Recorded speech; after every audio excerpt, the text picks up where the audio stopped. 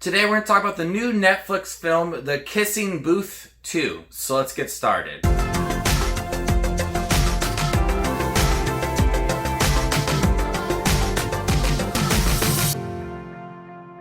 Hey everybody, my name is Justin. I love to watch movies. If you guys love to watch movies too, you guys are in the right spot. Make sure to hit that subscribe button down below and click that bell notification for more up and coming videos. After a romantic summer together, Noah is off to Harvard and Elle heads back to high school for her senior year. This whole year, I haven't really felt like any movie has been completely unnecessary until The Kissing Booth 2.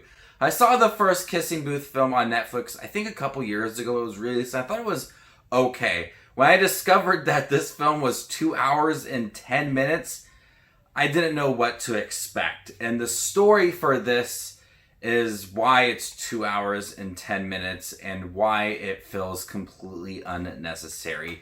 The story of Noah going off to Harvard and she is still friends with his brother. And there's a relationship between Lee and Rachel, and Elle just gets so involved with it. But there's also this storyline of this guy who is in high school and he starts to participate in a dance competition with Elle, and there's a romance that's being sparked between them.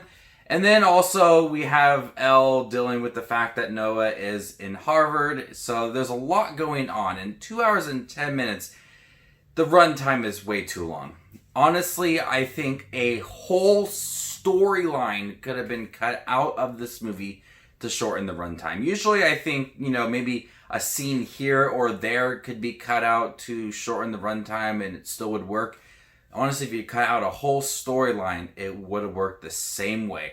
Instead of focusing on Elle and Noah's relationship and how she's struggling to come to the fact that he's so far away and he may or may not be cheating on her, and having the storyline between Lee and Rachel and how Elle is always kind of putting herself into that relationship. We also have another storyline with that guy. I think if they cut that storyline out completely, it would have made Noah and Elle's relationship a little bit stronger, that storyline, and Lee and Rachel's storyline stronger as well. So there's pretty much like 3 different things going on. The one between her and her new dance partner just feels really weak, and there's not much added to it.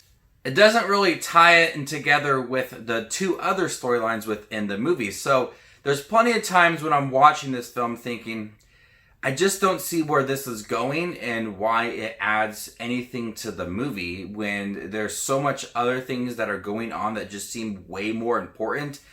By adding this other storyline, you're adding to the ridiculous long runtime for this movie and moments that just add nothing to the plot. The acting from everybody, from Joey King to the 2 brothers, Noah and Lee Flynn, everything just feels like acting. None of it feels natural or realistic, especially the relationship between Lee and Elle, who are supposedly like best friends, but it just feels very stiff. You could tell they are trying to create this environment that's friendly and they're the best of friends, but it never really reaches that level, and a lot of it just feels very stiff, and I don't buy into their relationship or even her and Noah's relationship as well. So there's several times within this movie that I just did not buy the acting. I was not really interested in what they had to offer. And so